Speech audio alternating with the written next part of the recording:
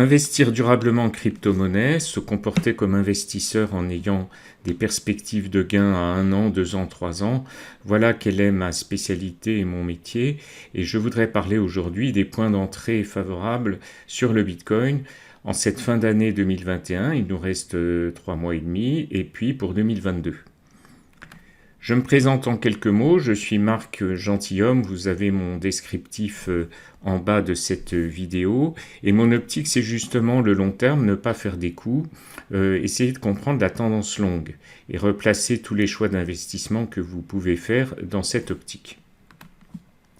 Dans cette vidéo, nous allons voir pour le Bitcoin, donc pour le marché des crypto-monnaies en général, où on va dans la mesure où c'est un marché qui fait peur, qui est très volatile, où on ne sait pas exactement ce qui peut se passer avec des variations très brusques. Je rappelle bien sûr que ça n'est pas un conseil d'investissement, même si j'ai été conseiller financier pendant 15 ans, je livre aujourd'hui un travail d'information et d'analyse technique. Si vous voulez m'aider à développer cette chaîne et avoir de nouvelles analyses, pensez à me mettre un petit pouce bleu et à vous abonner pour les actualisations qui vont suivre.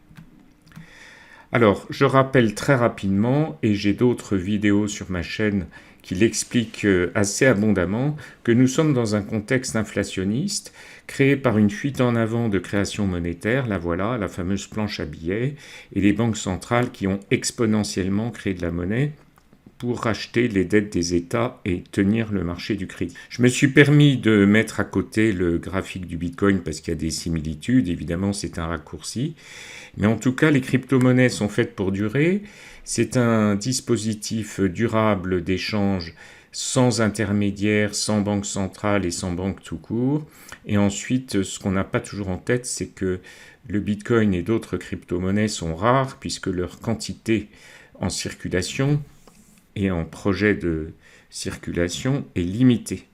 J'en viens à ce qui intéresse un investisseur quand il est là sur 1 an, 2 ans, 5 ans, eh bien c'est la tendance. La tendance lourde du Bitcoin, les journaux n'en parlent jamais, elle est formidablement haussière depuis 10 ans, depuis sa création. Alors si je puis me permettre, c'est une échelle logarithmique ici.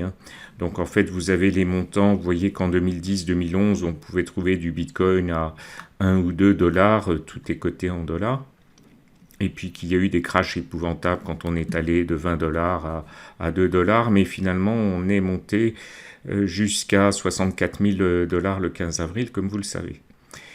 Alors cette tendance haussière, elle a parfois des périodes assez lourdes de chute et de déni, là par exemple jusqu'en fin 2018, et puis ici nous avons le crash de mars 2020, depuis on fait une hausse. Ce qui est assez frappant, c'est que le grand public perd souvent d'optique, que les crashs, il y en a très souvent sur le Bitcoin. Alors, si on dit qu'un crash, c'est au-dessus de 30% de baisse, et plus exactement 11 depuis 5 ans.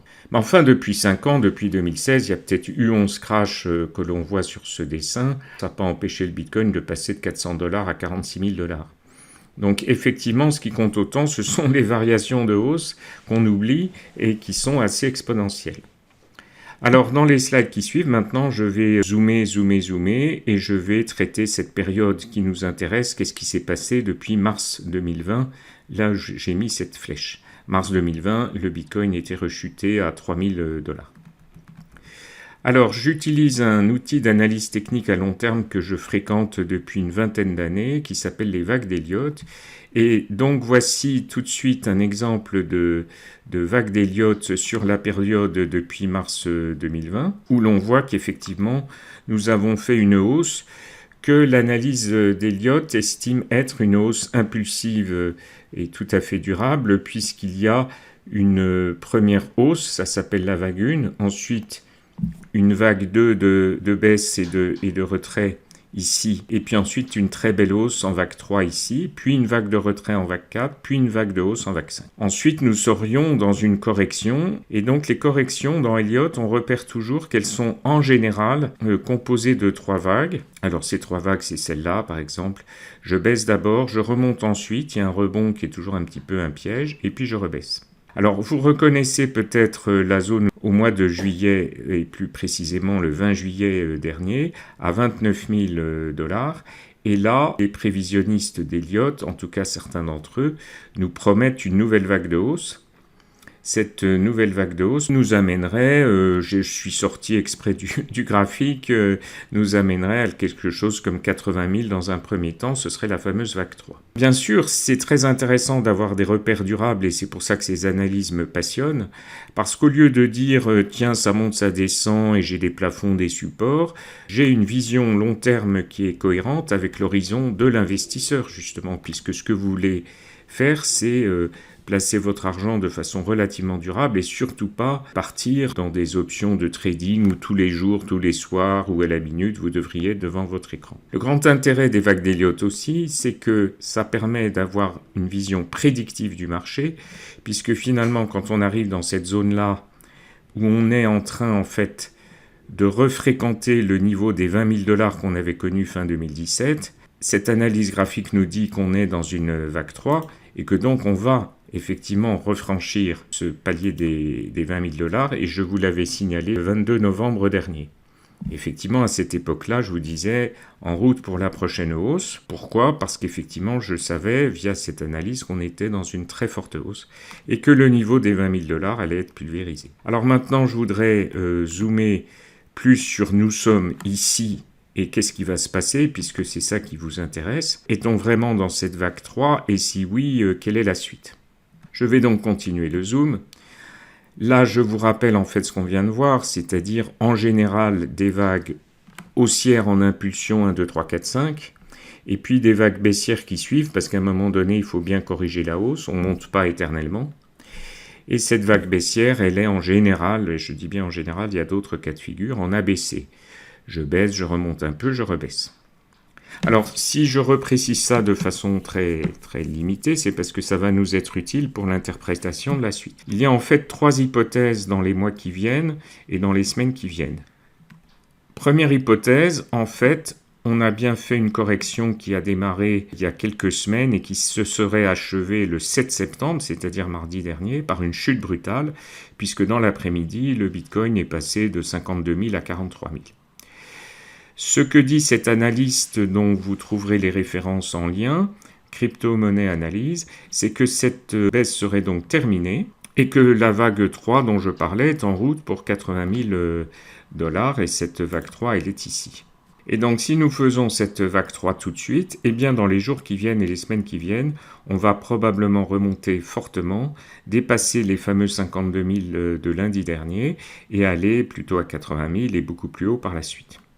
Alors, deuxième hypothèse, là j'applique ce que me disent en général les vagues d'Elliott, mais ça une fois de plus c'est le cas général, et je regarde à nouveau ma courbe en plus gros. Nous finissons à 52 000 effectivement le 7 septembre, et nous avons baissé beaucoup dans l'après-midi, comme je le disais, on a remonté ensuite. Et bien là, si nous en sommes là aujourd'hui le 11 septembre, il se pourrait que l'on fasse cette fameuse vague C, cette vague C qui nous mettrait à 39 42 000, 39 étant un point logique qui est calculé par des coefficients de retracement. Ça, c'est la deuxième hypothèse. Maintenant, une dernière hypothèse qui est moins probable est assez hétérodoxe et assez intéressante. Elle se présente comme ça. Nous avons effectivement un retour à 39 000, mais nous regardons le niveau du 15 avril qui était à 64 000, nous regardons le niveau de 58 000 qui était l'échec de la reprise qui a suivi, et donc nous sommes là où vous voyez la flèche, nous sommes en train de remonter éventuellement à 58 000 tout de suite, mais on redescendrait quand même à 39 000 comme dans l'hypothèse précédente. Donc évidemment, ça prendrait tout le monde de court parce que à mesure que les cours remontent, j'ai oublié de vous dire, l'optimisme revient en force et une fois qu'on est à 58 000, tout le monde pense qu'on est dans l'hypothèse 1. Et puis de 39 000, si on est toujours dans ma fameuse vague 3 décrite tout au début, eh bien il n'y a pas de souci, on remonte aussi, et on va aussi aux 80 000. Simplement, il y a du dégât parce que effectivement, vous êtes tenté d'investir très fortement quand ça va à 58 000 et ensuite ça repère 20 000 $. Moralité avec ces hypothèses, on a une vision de long terme qui reste bien sur une hausse qui dure depuis déjà 10 ans, hausse qui nous emmène au moins à court terme dans quelques mois à 80 000 $. mais il y a plusieurs cheminements. Donc en fait, il faut regarder ça de près, c'est ce que je fais chaque semaine, et puis avoir en tête que non, tout de suite, là, immédiatement, il ne faut pas parier 100% des sommes que l'on voulait investir. Ça, c'est tout à fait dangereux. Et donc, il ne faut jamais miser tout impulsivement. Il faut au contraire bien délimiter le budget d'investissement que vous voulez consacrer aux crypto-monnaies et que ce budget soit considéré comme un investissement totalement risqué. Ensuite, il est toujours bon d'investir par palier. Certains l'ont fait dans les 30, 40, etc. On peut encore le retenter aujourd'hui, mais en gardant une marge de manœuvre. Avoir ces fameux objectifs de hausse, c'est-à-dire que la prochaine hausse à 80 000, elle risque d'être suivie quand même par une baisse corrective, comme d'habitude. Et puis, bien sûr, à mesure que ça monte, ce que je constate chez les clients, j'ai exercé pendant 15 ans le métier de conseiller financier, c'est que la psychologie suit les cours. À mesure que les cours remontent, tout le monde veut être investi de plus en plus et prendre de plus en plus de risques. Évidemment, ensuite, il y a une rechute et ils sont effectivement victimes de cette rechute. Donc il faut faire très attention à ce sentiment d'euphorie. Et en fait, dans les hausses, le secret des grands investisseurs, c'est évidemment de revendre au fur et à mesure en prenant des plus-values. Donc reprendre des plus-values, oui, peut-être en octobre-novembre si on monte à cette époque-là, de façon peut-être à réinvestir en décembre-janvier si on rebaisse en décembre-janvier. Les dates étant totalement indicatives, car personne ne peut en réalité vous prévoir des dates, sauf les voyants, mais là on change légèrement de métier. Ne jamais sortir complètement du marché, parce que quand vous êtes dans un marché haussier, la prochaine tendance, c'est quand même le redémarrage de la hausse, et une fois que vous êtes sorti du marché, vous la loupez complètement. Voilà, j'espère que ces analyses vous intéressent. Pour aller plus loin, je vous indique que je publie une lettre mensuelle d'analyse et puis des bulletins hebdomadaires, et que je suis un certain nombre de crypto-monnaies. Il y en a plus de 10 000, donc j'en suis pas 10 000. J'en suis précisément avec des outils d'analyse une quarantaine. Et vous pouvez effectivement en savoir plus, sachant que là encore, c'est de l'information et non pas du conseil financier. Et pour me retrouver, n'hésitez pas à aller sur mon blog et les liens descriptifs qui sont en dessous de cette vidéo. Et puis, à nouveau, un grand merci si vous voulez bien m'encourager dans mon travail avec un pouce bleu, si vous êtes satisfait et satisfaite. Et puis, n'hésitez pas à vous abonner, car les analyses que je fais aujourd'hui, je les actualise prochainement. Merci, à bientôt.